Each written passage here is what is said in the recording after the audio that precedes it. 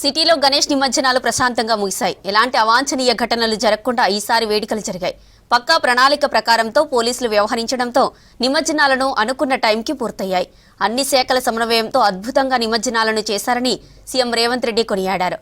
ఇటు హుస్సేన్ సాగర్లో వ్యర్థాల తొలగింపు ప్రక్రియ ఇంకా కొనసాగుతోంది.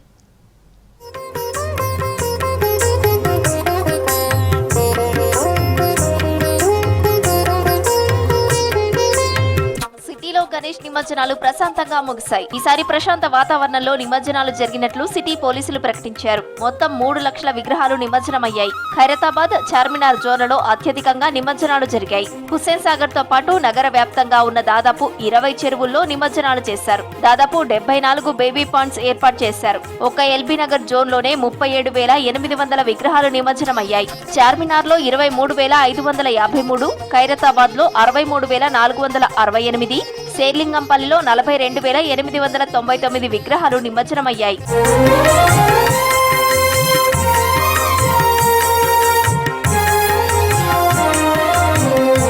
ఉత్సవ సమితి సభ్యులు పోలీసులకు అద్భుతంగా సహకరించారన్నారు city police commissioner CV Anand. Khairatabad గణనాథుడు త్వరగా నిమజ్జనం కావడంతో మిగతా వినాయకుల నిమజ్జనాలపై దృష్టి పెట్టామని చెప్పారు.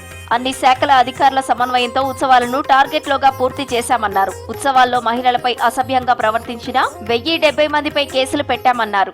దాదాపు 1,80,000 విగ్రహాలు మన హైదరాబాద్ నగరంలో హుస్సేన్ సాగర్ లేకే కాకుండా ఇతర ప్రాంతాల్లో బేబీ పాండ్స్ కానివ్వండి, ఇన్ఫ్లేటబుల్ ట్యాంక్స్ కానివ్వండి, అన్నీ కలుపుకుంటే జిహెచ్ఎంసీ వారు నమోదు చేసుకున్న వివరాలు 1,40,000 విగ్రహాలు.